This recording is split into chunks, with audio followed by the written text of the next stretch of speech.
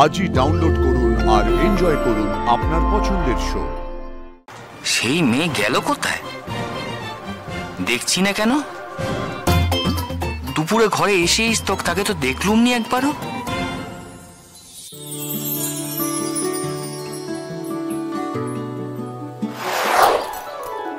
আজব সব ব্যাপার স্যাপার। বলি এটা আমাদের বাড়ির উঠোন নাকি হট বসেছে বুঝতে পারিনি। পাড়ার লোক সব খুঁজে খুঁজে এই বাড়িখানা পেয়েছে, আর উনি সারাদিন দপায় দপায় ছেলে পড়াচ্ছে। কি হবে না দুদিন লেখাপড়া শিখে ছেলেগুলো সব দিগ্গজ হয়ে যাবে। আর ছেলে কোথায় বলো তো? বেশিরভাগ তো মেয়ে। তুমি থামো বাপু, ওই ছেলে আর মেয়ে একই হলো। বলি কোথাকার একটা উঠো মেয়ে উড়ে এসে জুড়ে বসলো আমাদের এই সংসারে, অথচ সংসারের কাজে কমে মোটে নেই গো, মোটে নেই। উল্টে তাকেই আমাদের সময় সময় চাটা জল খাবারটা সব দিতে হচ্ছে। বলি আমরা কি সব দাসী বানি নাকি? কি কেমন কথা? ঠিকই তো, আর কটা দিন যেতে দাও না। আমার তো মনে হয় ও মেয়ে একটু একটু করে সবকিছু মানিয়ে গুছিয়ে নেবে। কই বাদ দাও বাবা, সবকিছু মানিয়ে গুছিয়ে নিলেই তো হলো নি। ও কি আমাদের বাড়িতে সারা জীবন থেকে যাবে নাকি? ও তো পাড়ার লোককে বলেছে আমাদের আত্মীয়, তো আত্মীয় কতদিন বাড়িতে থাকে? যারে নিয়ে এত কথা সেই মেয়ে গেল কোথায় দেখছি না কেন? দুপুরে ঘরে এসেই তাকে তো দেখলুম নি একবারও।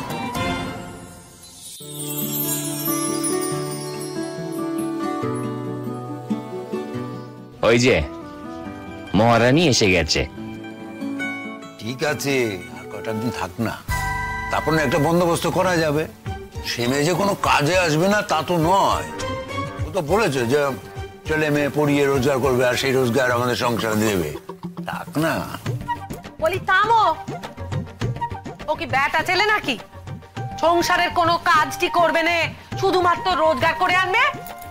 দেখি বৌমা, দেখো বাবু, স্পষ্ট কথা কয়ে দিলুম, আমরা এই বাড়িতে ওই মেয়েকে আশ্রয় দিয়েছি বটে, কিন্তু প্রশ্রয় দিতে পারবো নি। আচ্ছা মা, ওকে বলে দেব যে আমাদের খাবার পর না বাসনগুলো সব মাজ দে।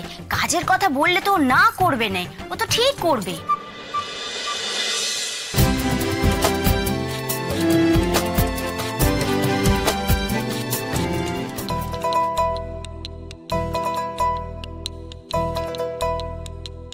বলি অসুদেব, আমি কেটে দিয়েছি তো।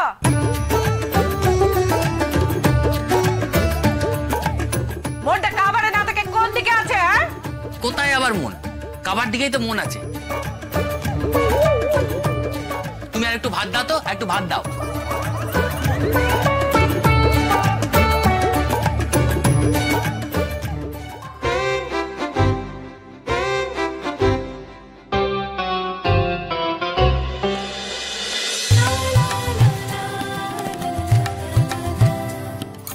ময়ূর, বলছিলাম কি, তোমার শুধু ছেলে পড়ালে চলবে না, একটু বাড়ির কাজ বাজও তো করতে হবে নাকি?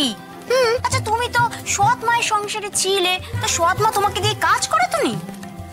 তুমি উনুন টুনুন জ্বালাতে পারো তো? উনুন? আমাদের বাড়িতে তো গ্যাস ছিল।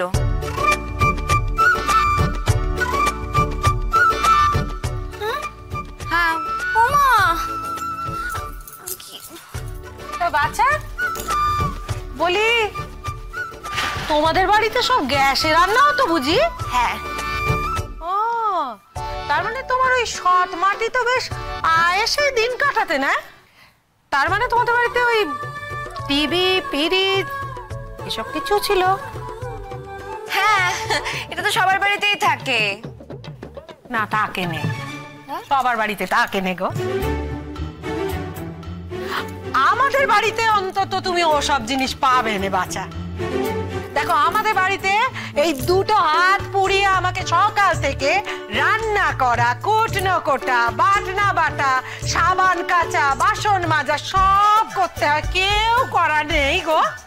আর শোনো, এই এখন থেকে না এই সংসারে থাকতে গেলে তোমাকেও কিন্তু সব কাজে হাত লাগাতে হবে, আমি কয়ে দিলুম।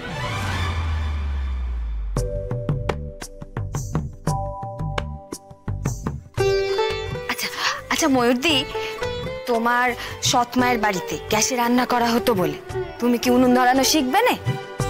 নিশ্চয়ই শিখে নিতে পারবে।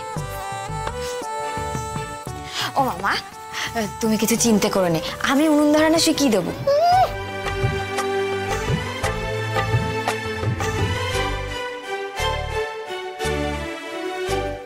দিদিমণি পড়তেইছি। হ্যাঁ, ওই দেখো এসে গেছেন, আর একদল এসে গেলেন। তোমরা ক্লাস 9-এর ব্যাচ তো? হ্যাঁ দিদিমণি, তুমি আমাদের বিকেলের দিকে আসতে বলেছিলে। আমরা একটু আগে চলে এসেছি, আসলে আমাদের বাড়িটা দূরে তো, বিকেলের দিকে আসলে ফিরতে দেরি হয়ে যেত। শুভা, কোয়েল, রত্না, কেমন আছিস তোরা? আমরা ভালো আছি গো দীপা দিদি, তুমি কেমন আছো? ভালো আছি। আচ্ছা, তোমাদের বাড়িতে কি কিছু হয়েছে?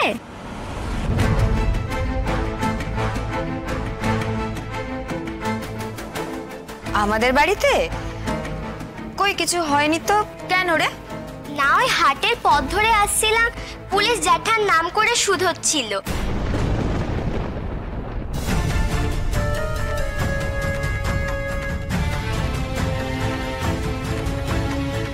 বাড়ি কোন দিকে জিজ্ঞেস করলো।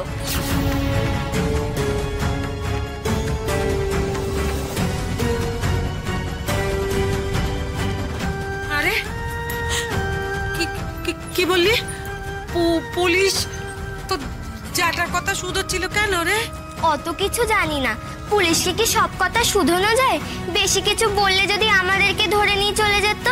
হাটের রাস্তায় তোদের গাড়ি খারাপ হয়ে গেছে, তাই তো আমরা ছোট রাস্তা দিয়ে এলাম। বুঝেছো তো? না, বুঝেছি। বুঝেছো? না, আমি একবার কথা শোনো না, বলছি তোমার নাম কি গো? কোয়েল, কোয়েল মল্লিক। ঠিক আছে কোয়েল, তোমরা কালকে এসো। হ্যাঁ, আমি একটু তোমাদের সিলেবাসটা দেখিনি, কাল থেকে তোমাদের পড়াবো। ঠিক আছে দিদিমণি। হ্যাঁ ঠিক আছে, তোমরা একটু বইগুলো দিয়েছো, আমি সিলেবাসটা দেখে নিই একটু। এসো এসো এসো, কালকে দেখা হবে। হ্যাঁ এসো।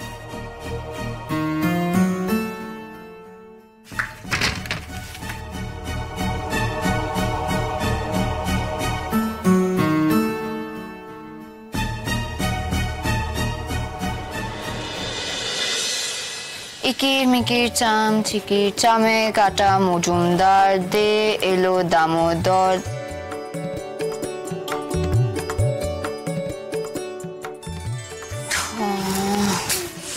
ভাল লাগছে না গো।